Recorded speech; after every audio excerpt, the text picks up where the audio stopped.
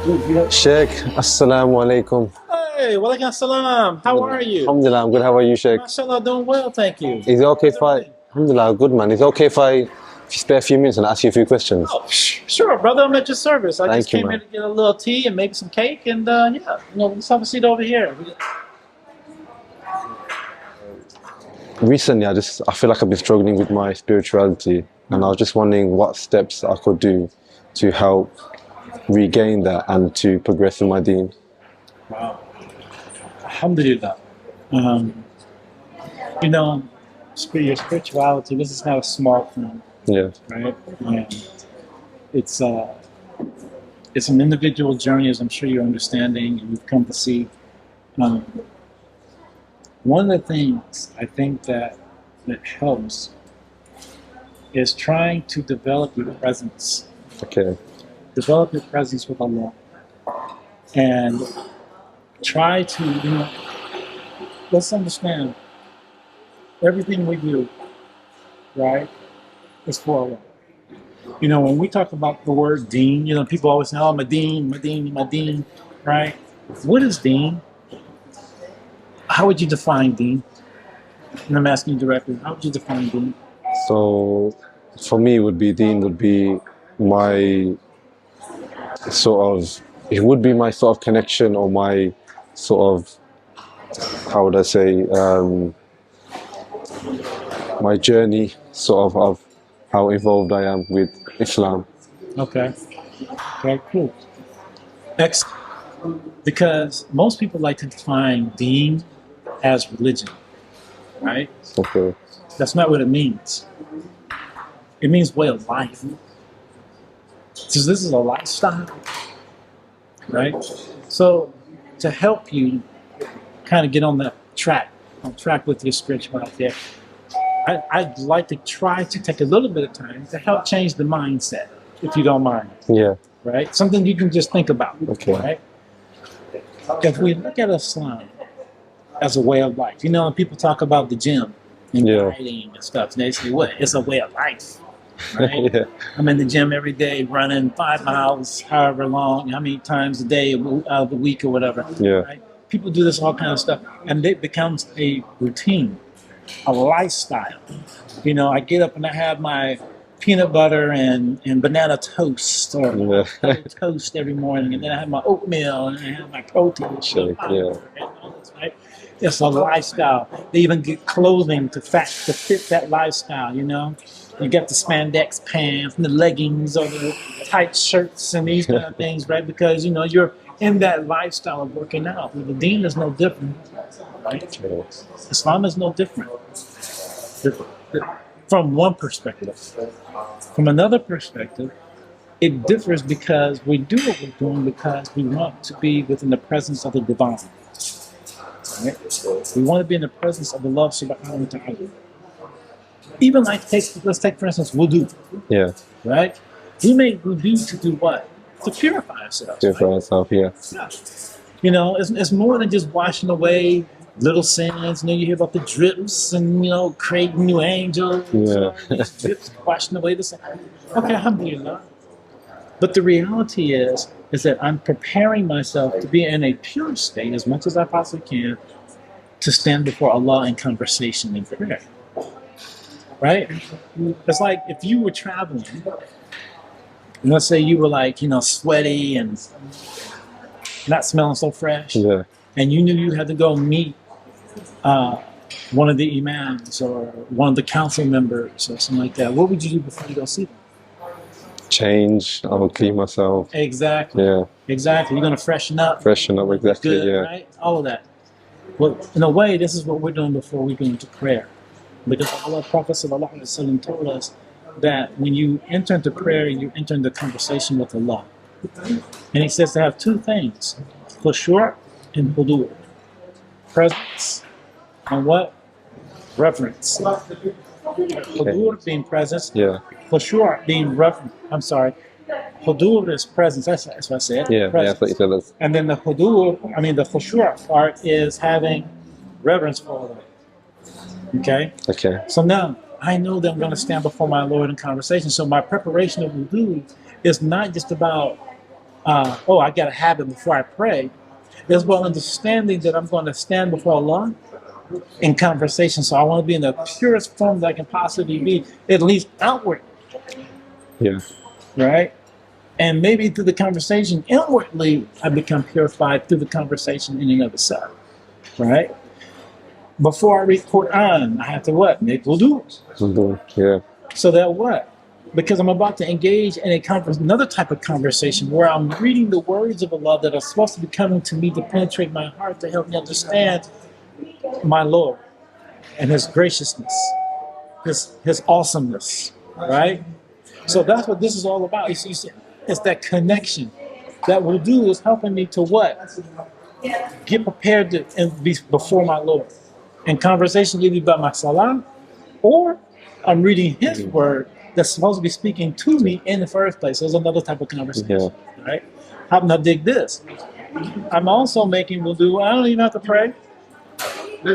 I'm not about to read Quran. I just want to have wudu.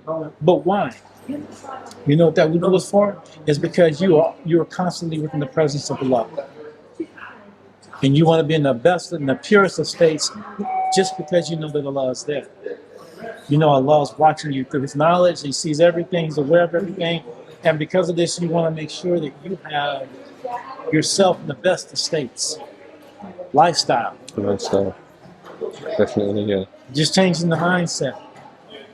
Trying to make sure I'm always in the presence of the divine, knowing that Allah is always watching you. The Prophet ﷺ said in the hadith, when the angel Jibril said, he asked, "Takhbirni on ihsan," right? He says, "Tell me about ihsan," right? And the Prophet ﷺ told him that ihsan is knowing that, acting as though you see Allah, right?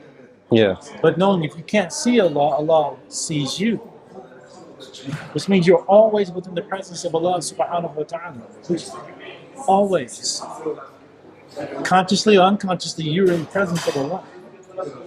But we want to be more on the conscious side. Yeah. Right? So that changes the lifestyle, the way we interact, the way we talk, the way we walk, the way we treat people, from your mom to your father, to your brothers, your sisters, your cousins, your uncles, to your neighbors, your friends, all of this.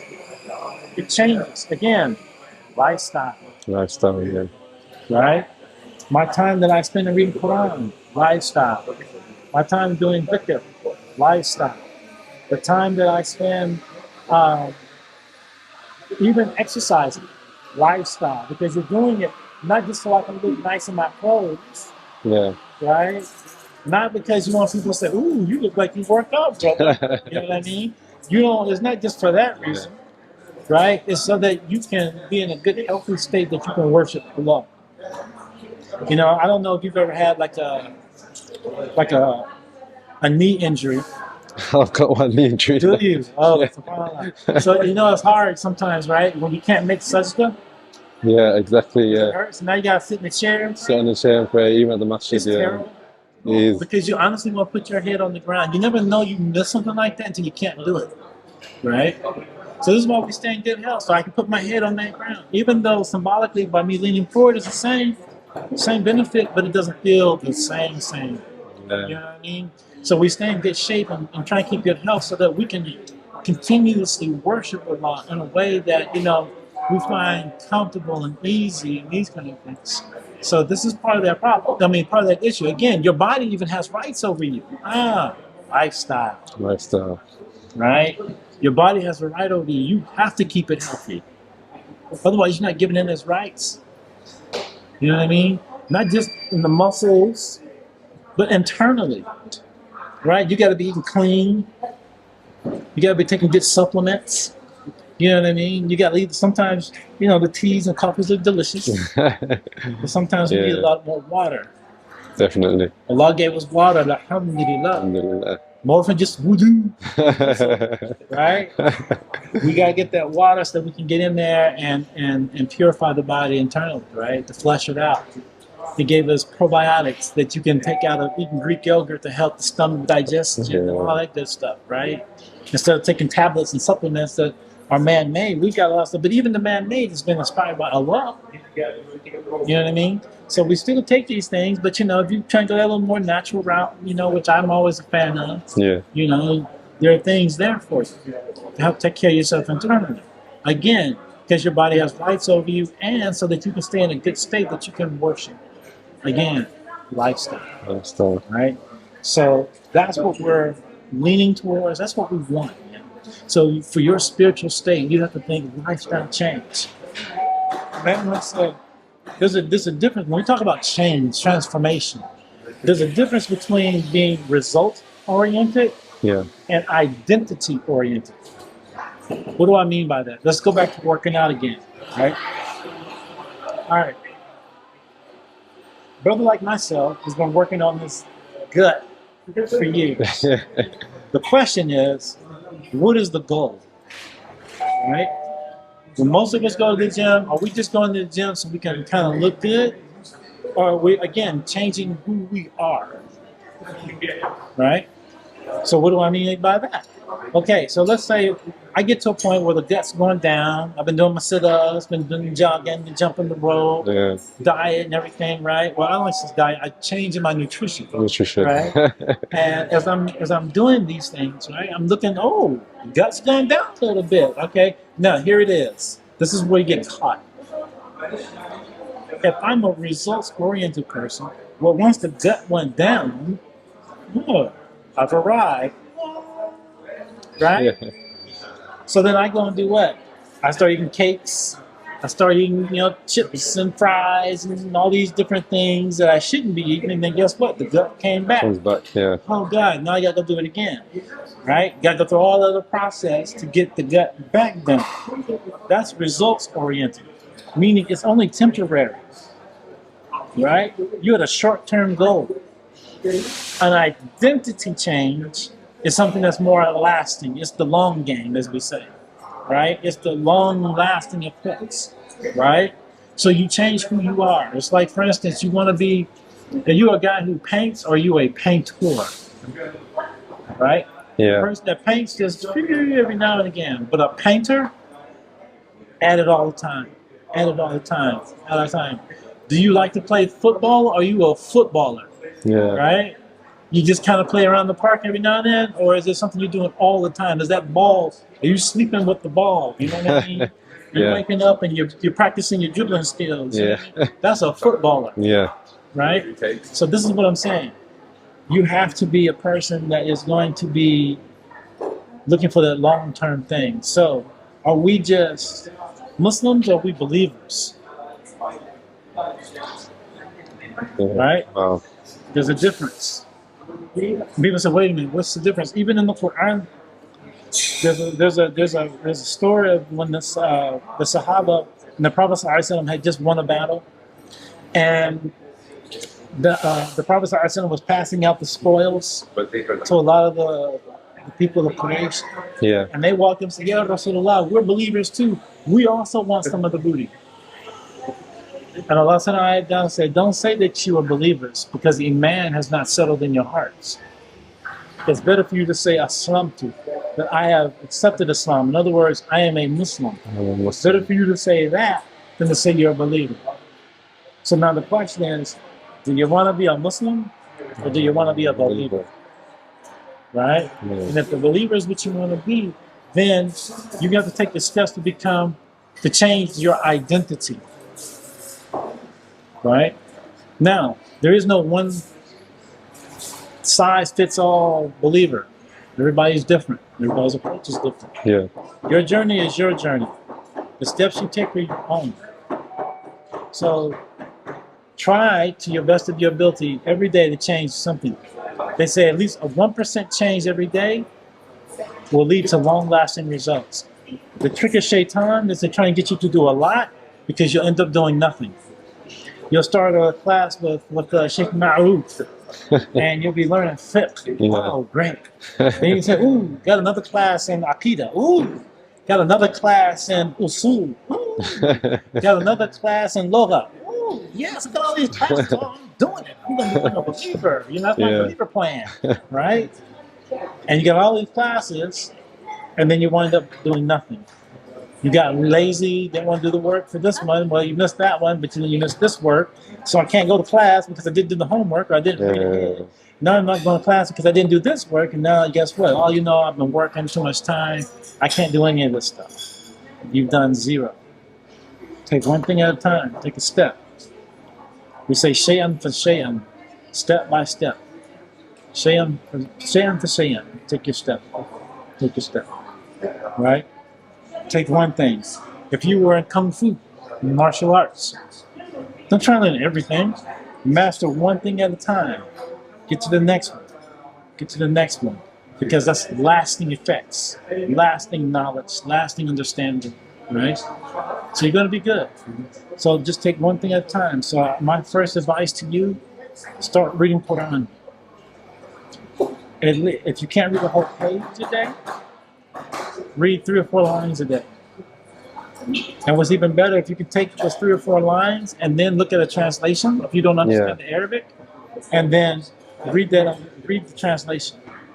So then that way, you're connecting to what's being said.